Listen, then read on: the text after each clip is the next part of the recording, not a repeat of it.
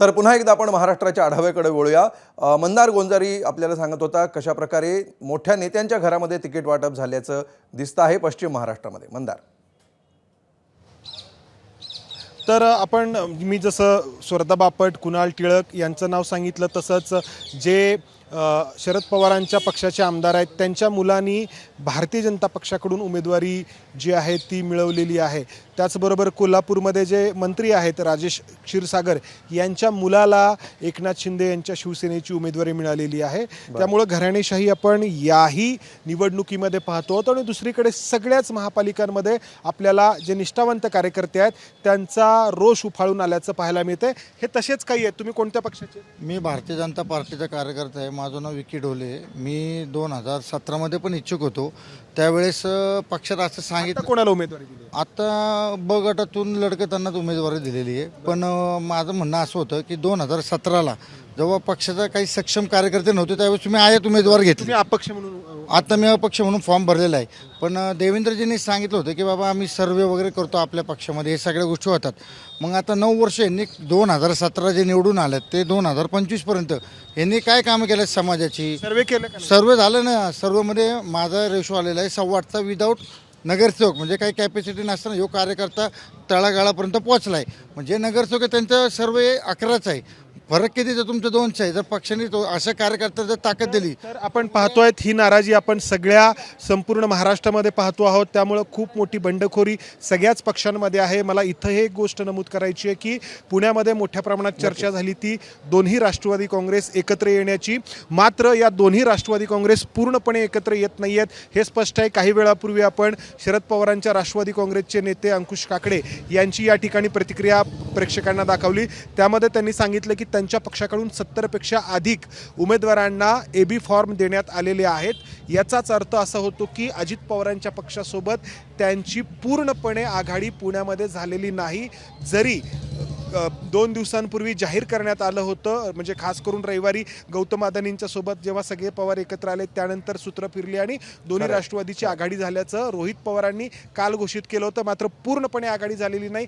जशी परिस्थिती भारतीय जनता पक्ष आणि एकनाथ शिंदे यांच्या शिवसेनेच्या युतीबाबत झाली, ही युती जशी फक्त कागदावरतीच राहिली तशीच दोन्ही राष्ट्रवादी काँग्रेसची आघाडी देखील कागदावरतीच राहिल्याचं चित्र आहे। त्यामुळे पुण्यामध्ये फक्त तिरंगीच नाही तर बहुरंगी लढती होणार आहेत। एका बाजूला महाविकास आघाडीतील काँग्रेस आणि उद्धव ठाकरे यांची शिवसेना एका बाजूला, दुसरीकडे भाजप। मंदार पुण्यामध्ये अनिश्चितता आहे।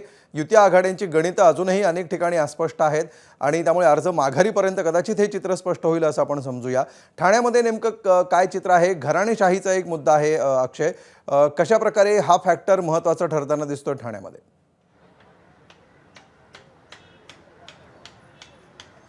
ठाण्यात तितकंसं बघायचं झालं तर आपण संपूर्ण जर ठाणे जिल्ह्याचा विचार केला तर एकूण 6 महानगरपालिका आहेत आणि बाजूलाच असली वसई महानगरपालिका देखील आहे।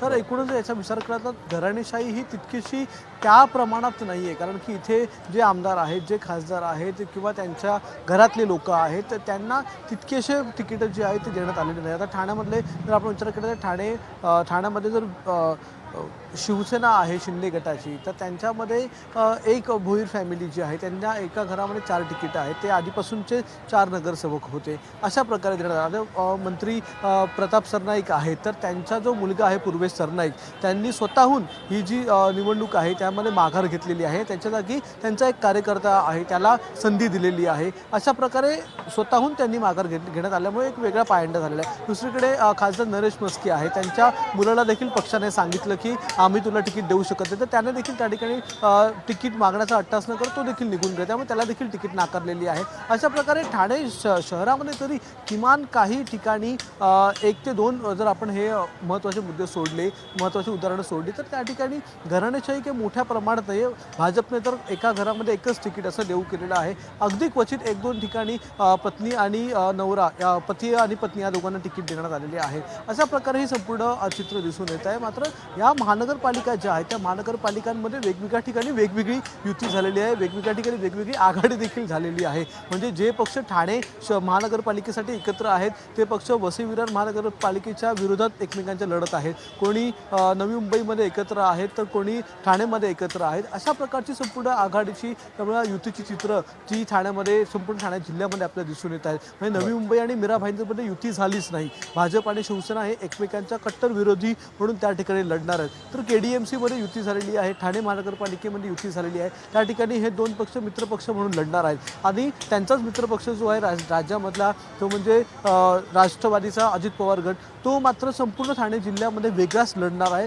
स्वबळावर प्रत्येक ठिकाणी लढणार आहे. आता महाविकास आघाडीमध्ये जरी ठाण्यामध्ये ठाकरे गट आणि मनसे एकत्र लढत असले तरी देखील वसई विरारमध्ये मनसे आणि ठाकरे गट हे वेगवेगळे लढत आहेत. त्या ठिकाणी मनसेने बवियासोबत आघाडी केलेली आहे, तिकडचे बहुजन विकास आघाडीबरोबर. त्याचबरोबर मीरा भाईंदरमध्ये देखील हे पक्ष एकत्र लढत आहेत, KDMCमध्ये एकत्र लढत आहेत. तर राष्ट्रवादी काँग्रेसचा शरद पवार पक्ष जो आहे तो देखील ठाण्यामध्ये महाविकास आघाडीबरोबर आहे. पण यांचाच मित्रपक्ष असला काँग्रेस मात्र वेगळा लढतो आहे. असे हे विचित्र चित्र संपूर्ण ठाणे जिल्ह्यामध्ये आहे. कारण की एकाच जिल्ह्यात 6 महानगरपालिका आहेत, वसई विरार देखील बाजूलाच आहे. त्या संपूर्ण 7 महानगरपालिकांमध्ये जे कार्यकर्ते आहेत ते खूप मोठ्या प्रमाणात कन्फ्यूज आहेत. कारण की नेमकं कोण कोणाबरोबर आहे. जर या ठिकाणी आपण मित्रपक्ष असलो तर ही वेस्ट निश्चितपणे. दुसऱ्या निश्चितपणे महानगरपालिकेमध्ये 6 ठिकाणी वेगवेगळी समीकरणं आहेत आणि त्यामुळे प्रत्येक ठिकाणचं गणित वेगळं असल्याचं आपल्याला दिसतं आहे. कृष्णा, मराठवाड्यामध्ये 2 प्रश्न आहेत. पहिला आहे घराणेशाहीचा मुद्दा. हा फॅक्टर किती महत्त्वाचा आणि प्रभावी ठरताना दिसतो आहे आणि याच उत्तरामध्ये युती आघाड्यांची सध्याची घडलेली बिघडलेली आणि अजूनही स्पष्ट न झालेली समीकरणं याविषयी सुद्धा सांगा.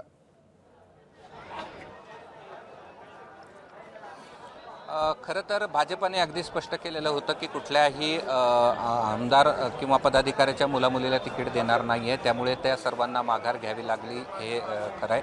दुसरीकडे एकनाथ शिंदे यांच्या शिवसेनेनं मात्र आपल्या म्हणजे तसा भाजपने आरोप पण केलेला होता की ही युती फक्त मुलांमुळे तोडली गेली. त्यामध्ये पालकमंत्री संजय शिरसाट यांनी आपला मुलगा आणि मुलगी या दोघांनाही या ठिकाणी तिकीट दिलेलं आहे. आमदार प्रदीप जयस्वाल यांनी आपल्या मुलाला तिकीट या ठिकाणी दिलं आहे. चंद्रकांत खैरे आहेत, त्यांनी आपल्या पुतण्या आणि मुलाला तिकीट या ठिकाणी दिलं आहे. अंबादास दानवे यांनी आपल्या भावाला तिकीट दिलेलं आहे. अशा प्रकारच्या वेगवेगळ्या पक्षांनी केवळ आपल्या घरच्या लोकांना तिकीट दिली आहे ही वस्तुस्थिती आहे. मात्र यातनं भाजपाने कुणालाही तिकीट दिलं नाही. तसा त्यांनी राज्यभर निर्णय घेतला. जर तसा घेतला नसता तर इथेही अनेक भाजपाच्या पदाधिकाऱ्यांची मुलं, खासदारांची मुलं आपल्याला पाहायला मिळाली असती. ही झाली एक बाजू. दुसरीकडे मराठवाड्यामध्ये जर आपण पाहिलं तर युती आघाड्यांची गणितं जमलेली नाहीत. छत्रपती संभाजीनगरमध्ये देखील आपण पाहिलं तर 10 बैठका झालेल्या होत्या, ज्यात शेवटी संजय शिरसाट यांनी युती तोडल्याची घोषणा केली आणि आता मैत्रीपूर्ण नाही तर थेट लढत या ठिकाणी करू अशा प्रकारचं म्हणत युती तुटल्याची घोषणा केली. भाजपाने त्यांच्यावरती आरोप केला की आपल्या नातेवाईकांसाठी ही या ठिकाणी युती तोडली आहे. रात्री मुख्यमंत्र्यांसमोर जमलेलं होतं, मात्र पुन्हा त्यानंतर त्यांनी 2 जागा वाढून मागितल्या आणि त्यामुळे आम्ही नाही तर त्यांनी युती तोडली अशा प्रकारचा आरोप या ठिकाणी केला. महाविकास आघाडीमध्ये छत्रपती संभाजीनगरमध्ये पाहायचं झालं तर तिथे जर आपण शरद पवार यांची राष्ट्रवादी आणि उद्धव ठाकरे यांची शिवसेना यांच्यामध्ये काही काळ चर्चा झाली, मात्र ती फळास गेलेली नाही. काँग्रेसनी चर्चाच केली नाही आणि त्यामुळे महाविकास आघाडी देखील कुठेही पाहायला मिळाली नाही. जालन्यामध्ये देखील अशाच प्रकारचं चित्र पाहायला मिळालं. तिथे युती आघाड्यांच्या बैठका झाल्या, मात्र एकमत होऊ शकलेलं नाही.